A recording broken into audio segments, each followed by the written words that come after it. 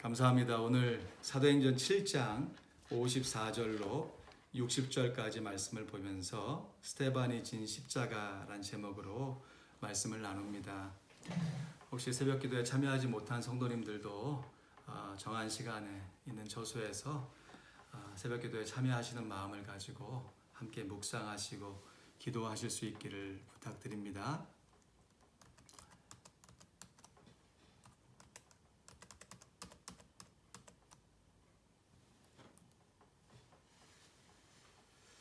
성경의 인물들 중에서 예수님을 가장 많이 닮은 사람을 꼽으라고 하면 저는 주저없이 스데반 집사님을 꼽을 것입니다. 물론 사도 바울이나 예수님의 12 제자들도 예수님을 많이 닮았던 참으로 위대한 성도들인 것은 틀림이 없습니다. 그럼에도 스데반 집사님과 같이 마치 예수님께서 돌아가셨던 그 모습 그대로 순교를 당한 사람은 없습니다. 오늘 본문은 스데반 집사님의 순교의 장면입니다. 오늘 본문 60절 말씀 한 번 더 보실까요? 무릎을 꿇고 크게 불러 가로되 주여 이 죄를 저들에게 돌리지 마옵소서 이 말을 하고 자니라 했습니다. 마치 죽은 나사로를 잔다고 하셨던 예수님처럼 순교를 당한 스데반 집사님을 잔다고 표현하고 있습니다. 그런데 이렇게 돌에 맞아 순교를 당했던 스데반 집사님의 마지막 모습이 마치 십자가에 달리신 예수님의 모습을 그대로 보는 것과 같은 느낌이 듭니다. 예수님께서 유월절 주간에 긴박하게 체포가 되셔서 졸속 재판을 받으시고 정말 급하게 십자가에 돌아가시게 된 결정적인 이유는 예수님께서 유월절을 준비했던 상인들의 상을 뒤엎어 버리셨기 때문입니다. 그리고 예수님께서는 그 당시의 종교 지도자들의 위선과 교만을 강하게 꾸짖으셨습니다. 종교 지도자들의 원래의 계획은 유월절에 예수님을 죽이면 밀란이 날까 하여서 유월절 이후에 예수님을 죽이려고 했습니다. 하지만 그 사건 이후에 당장이라도 예수님을 제거해야만 자신들의 입지가 세워줄 수 있었기 때문에 예수님을 유월절 당일에 십자가에 못 박아 버린 것입니다. 하나님께서 역사하신 절묘한 타이밍이시죠. 스데반 집사님도 오늘 본문 54절에 보면요.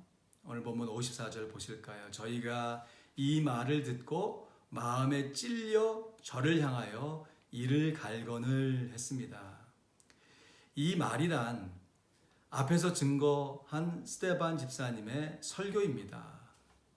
그런데 스데반의 설교는 그 당시 대제사장과 여러 종교 지도자들 앞에서 구약 성경 전체를 요약하여서 증거했던 정말 탁월한 설교였습니다. 우리들도 이러한 성경 지식뿐만 아니라 성경에 대한 담대한 확신이 있어야 하겠습니다. 일반적으로 이렇게 탁월한 설교를 듣게 되면 마음의 감동을 받고서 그렇게 설교를 전했던 설교자들에게 감사하는 마음을 갖게 됩니다. 때로는 목사님 참 감사합니다. 말씀에 많은 은혜 받았습니다. 이런 이야기를 하는 것이 보편적이지 않습니까? 그런데 예수님도 그랬을 뿐만 아니라 스데반 집사님이 그러하였습니다. 이와는 정반대로요. 정말 주옥 같은 설교를 전하고서도 그 설교를 듣고서도 도리어 마음에 찔려서 감동을 받은 것이 아니라 이를 갈아갔습니다. 자신들의 위선이 드러남과 동시에 자신들의 입장에서는 스데반이 성경을 잘못 해석하고 있다고 정죄했던 것이지요. 그러기에 여러 사람들이 스데반을 향하여서 이를 부득부득 갈았던 것입니다. 그럼에도 스데반 집사님은 오히려 그 와중에 성령에 충만하여서 하나님의 영광을 보았습니다. 마치 예수님께서 십자가에 달려 돌아가시면서 하나님의 영광을 보셨던 것처럼 말입니다. 그런데 스데반 집사님은 하나님의 영광을 바라보면서 예수님께서 자신을 바라보시며 서 계신 것을 보았습니다. 여러분, 우리들이 사도신경으로 신앙 고백할 때 부활 승천하신 예수님을 향하여서 이렇게 고백하잖아요. 하늘에 오르사 하나님 우편에 앉아 계시다가 저희로서 산자와 죽은 자를 심판하러 오시리라. 아멘. 우리 예수님은 분명하게 하나님 보좌 우편에 앉아 계시는 분으로 믿고 고백을 합니다. 그런데 스데반 집사님은 그렇게 하나님 우편에 앉아 계시던 예수님께서 자리에 벌떡 일어나셔서 서 계신 것으로 예수님을 보았습니다. 그리고 그렇게 예수님께서 하나님 우편에 서 계신 것을 분명하게 증거하였습니다. 우리 55절, 56절 말씀 우리 다 함께 읽어봅니다. 55절, 56절 시작. 스데반이 성령이 충만하여 하늘을 우러러 주목하여 하나님의 영광과 및 예수께서 하나님 우편에 서신 것을 보고 말하되 보라 하늘이 열리고 인자가 하나님 우편에 서신 것을 보노라 한데. 할렐루야. 제가 예수님은 아니지만 예수님께서도 동병상련의 마음이 아니셨을까 싶습니다. 예수님의 입장에서는 야, 나도 얼마 전에 저러한 모습으로 순교를 당했는데 스데반도 이러한 모습으로 순교를 당하게 되었구나 싶어서 자리에 벌떡 일어나신 것이 아닌가 싶어요. 이러한 스데반 집사님의 간증을 들은 청중들이 일제히 큰 소리를 지르면서 귀를 막고 스데반 집사님께 달려들었습니다. 그리고 스데반 집사님을 신성모독죄로 정죄하여 돌로 쳐 죽였습니다. 유대인들이 돌로 처형하는 방법을 오늘날에 정확히 알 수는 없지만 내려오는 전통에 의해서는 두 가지 방법이 있었다고 합니다.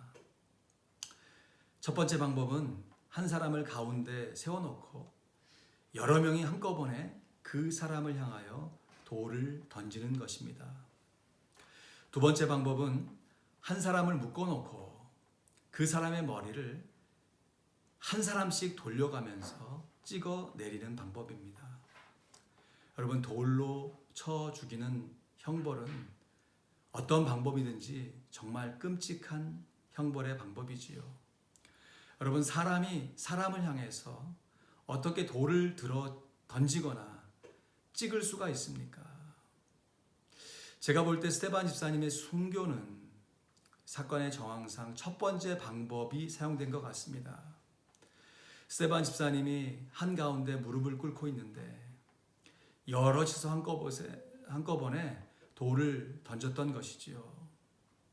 그렇게 돌을 맞아가면서 스데반 집사님이 큰 소리로 이렇게 부르짖었습니다.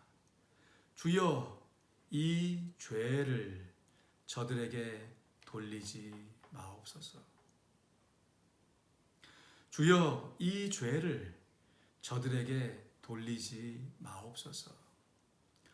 59절에서 60절 말씀에 보면 저희가 돌로 스데반을 치니 스데반이 부르짖어 가로되 주 예수여 내 영혼을 받으시옵소서 하고 무릎을 꿇고 크게 불러 가로되 주여 이 죄를 저들에게 돌리지 마옵소서 이 말을 하고 자니라. 예수님께서 하셨던 기도를 떠올리게 합니다. 누가복음 23장 34절에 이에 예수께서 가라사대 아버지여 저희를 사하여 주옵소서 자기의 하는 것을 알지 못함이니이다 하시더라. 자기들이 하는 것을 알지 못하는 자들의 죄를 용서해 달라고 기도하셨습니다. 사랑하는 성도 여러분, 이것이 바로 스데반 집사님이 진 십자가였습니다.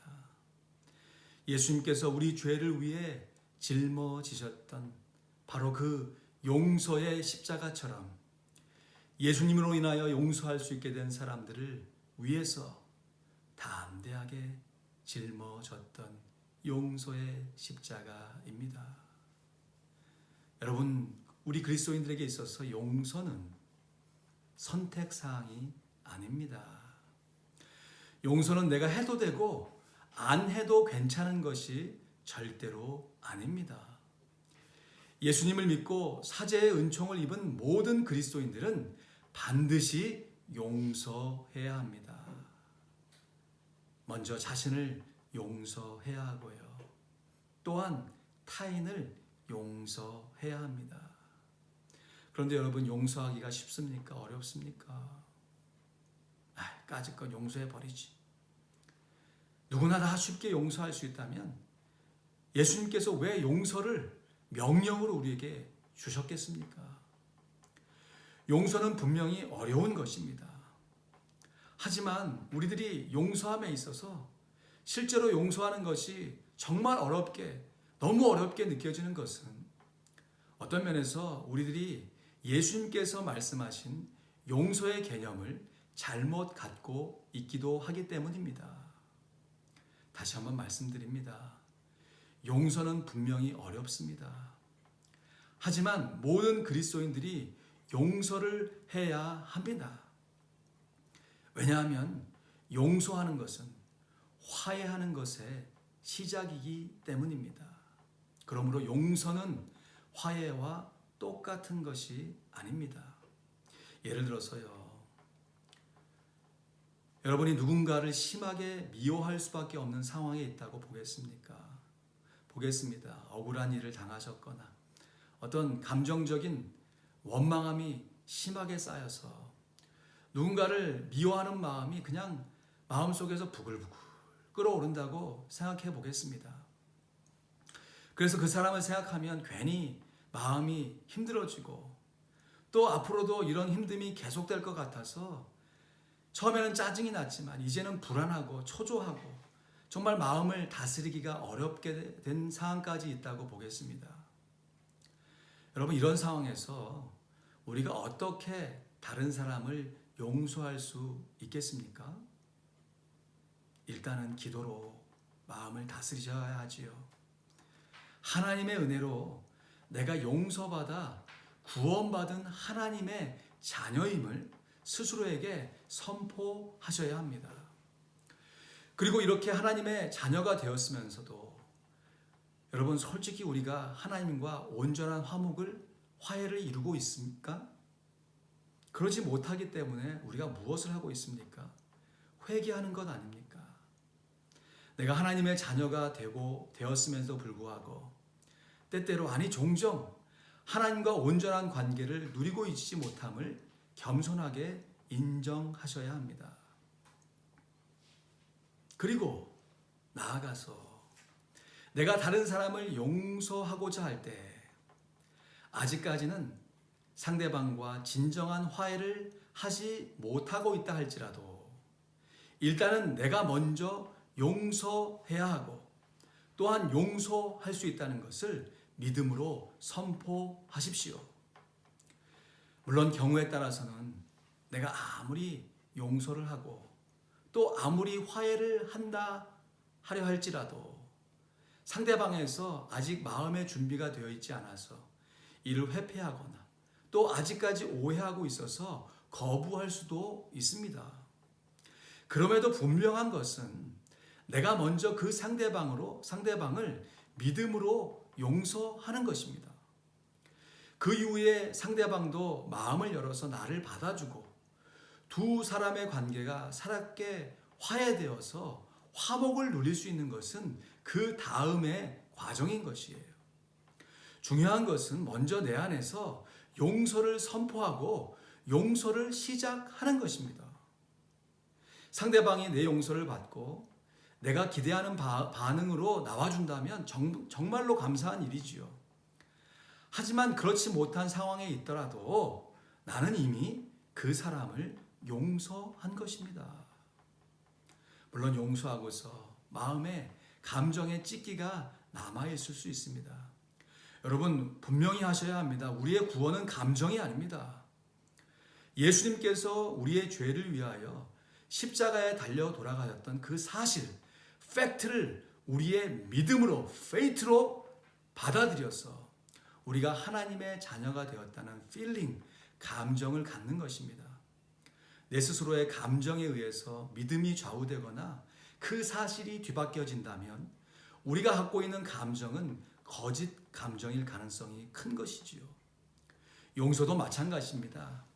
주님께서 우리를 용서하신 것처럼 너희도 다른 사람을 용서해야 한다. 아니, 너희가 다른 사람을 용서한 것처럼 내가 너희를 용서했노라 라고 하는 주님의 그 준엄한 명령을 가슴에 품고 그 사실을 믿음으로 담대하게 실행할 때 우리 마음 가운데는 때론 용서함으로 인한 마음의 평안을 당장에 얻을 수도 있고 때로는 그것이 아직 연결지 않아서 감정적인 찢기가 남아있을 수가 있다고 하는 말씀이에요.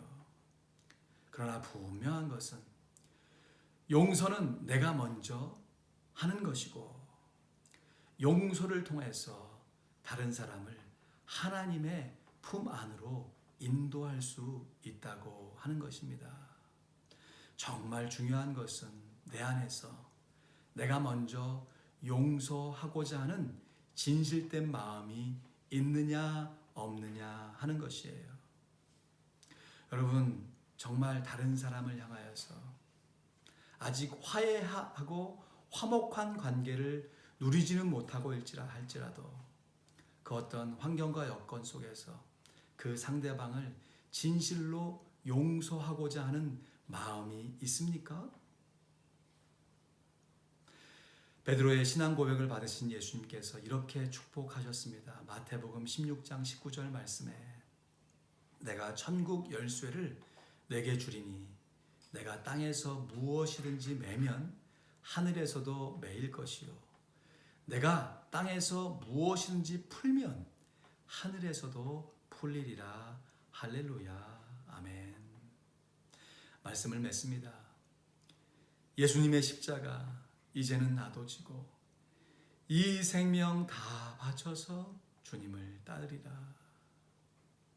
예수님께서 나를 용서하셨다는 그 분명한 사실을 믿음으로 고백할 수 있다면 이제는 내 몫에 태인 용서의 십자가도 담대하게 지고 주님을 쫓아야 할 것입니다.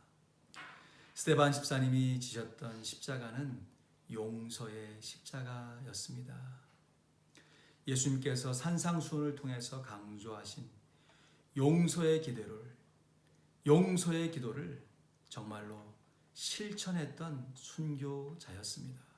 마태복음 6장 12절에 우리가 우리에게 죄 지은 자를 사하여 준 것 같이 우리 죄를 사하여 주옵시고 15절에는 너희가 사람의 과실을 용서하지 아니하면 너희 아버지께서도 너희 과실을 용서하지 아니하시리라. 아멘. 기도하겠습니다. 기도 제목을 나눕니다. 내 몫에 태인 십자가 늘 지고 가리라. 용서의 십자가를 순종함으로 지게 하옵소서. 상대방의 반응을 재면서 마땅히 내가 먼저 용서해야 하는 책임을 외면했던 것을 용서하여 주시옵소서. 여러분 나와 아무런 관계가 없는 사람을 허공에다 대고 용서할 수가 없습니다.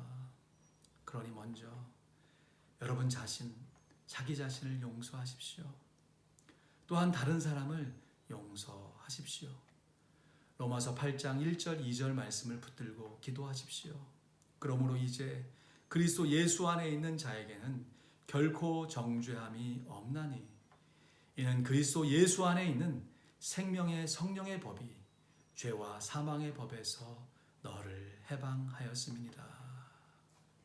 이 고난주간 특별 새벽기도에 참여하는 귀한 성도님들을 위해서 여러분 어느 분이 카톡방에 들어오셨는지 한번 살펴보시고 기도해 주시고요.